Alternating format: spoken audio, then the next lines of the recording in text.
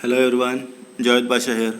In the last session, we have been discussed about industrial policy 1977, and in this session, we are discussing about industrial policy 1980. Okay, so industrial policy 1977 has been established or implemented in the year of 1977 by the Janata Dala government, and in 1980, Congress government back to the power, and they reframed the industrial policy.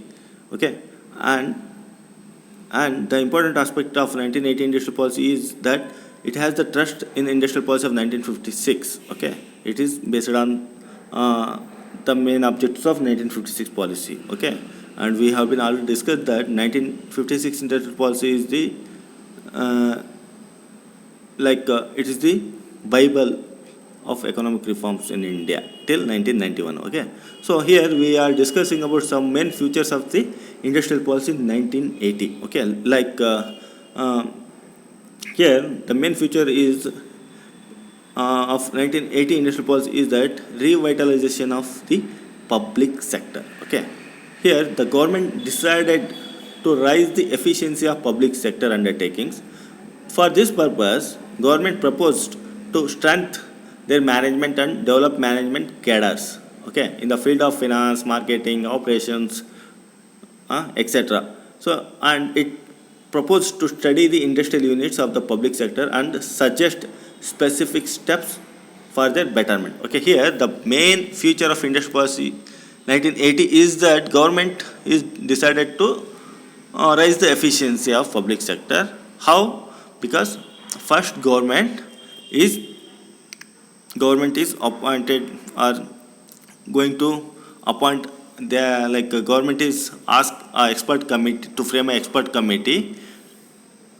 They can study the loopholes and suggest specific steps for their betterment. Okay, betterment in the field of finance, marketing, operations, audit, and each and every areas of business. Okay, each and every areas of business. Okay, so government can improvise the efficiency of public sector. Okay, here and the next important objective is economic federalism,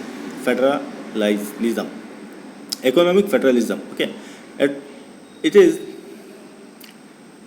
it 1980 industrial policy proposed to promote the concept of economic federalism, which is the setting up of a few nucleus plant in each district identified as industrial backward to generate as many as ancillary small and cottage industries for their development. Okay, so we could see that in industrial policy 1977, they also mainly focus on the development of small scale and ancillary industries, and here also they are majorly focusing on the development of industries, means small and ancillary cottage industries. Okay, so like like say in 1977 policy, they are mainly focusing on the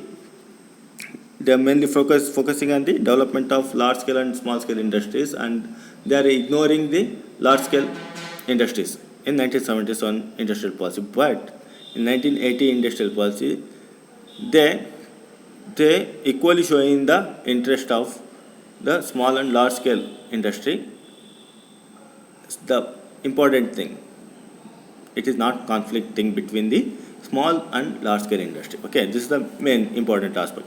And redefining the small units. Okay, here to encourage the development of small units, and the government revised the definition of small units. Okay, for tiny units, just look at guys, uh, units decided on the basis of investment made. Okay, here tiny units limit of investment raised from rupees 1 lakh to rupees 2 lakh. Okay, we call it as tiny units.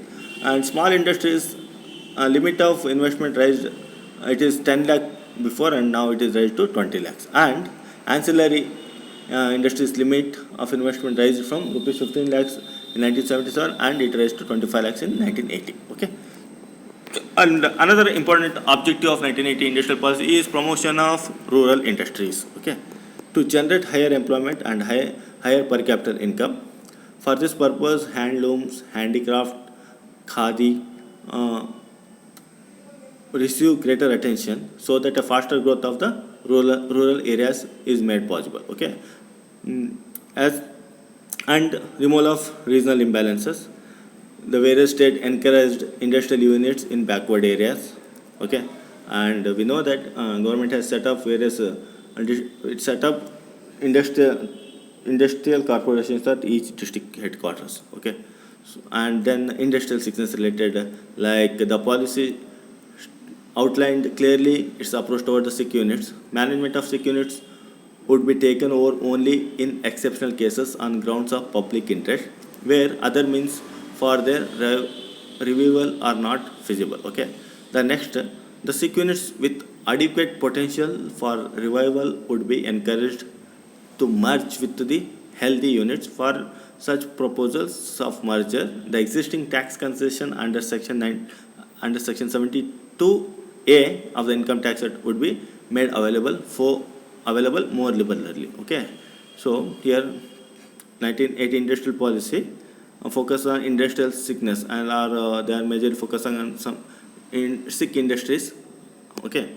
For that they outlined these two important aspects. Okay. Next, regulation of unauthorized excess capacity. Okay, in the private sector, capacity expansion up to 25% of installed capacity would be automatically available to the overall capacity, including regularized excess capacity. Okay, and it was stated that FERA and MRTP companies were to be considered on a selective basis. Moreover, the facility was not to be given in respect of items reserved for the small sector. Okay, and the industrial policy 1980 claimed to follow a pragmatic approach and emphasized measures for increasing industrial production, but ignored regarding policy measures to reduce concentration of economic power in private sector and other problem. Okay, the industrial policy 1980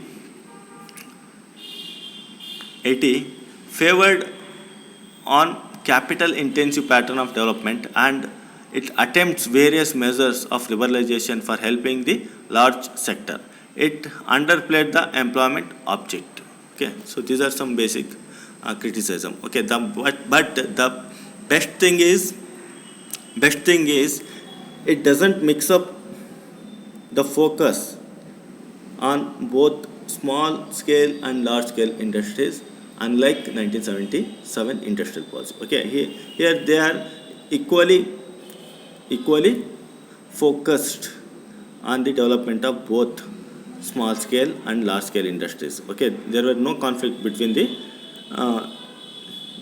small and large scale. Okay, and here the again important thing, they redefining the investment on the small investment limit of tiny small industries and ancillaries. Okay, and again on promotion of rural industries, the different steps were taken. Okay, so industrial sickness, they focus on industrial sickness.